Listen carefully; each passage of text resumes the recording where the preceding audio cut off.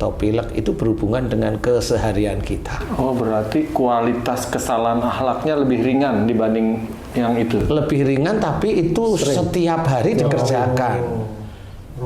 Rutin istilahnya. Jadi sebenarnya itu pengingat dari Allah Ta'ala agar kita paham. Kalau kita sering batuk itu berarti ada bicara kita yang memang ada penekanan, ada kekakuan, ada marah seperti itu.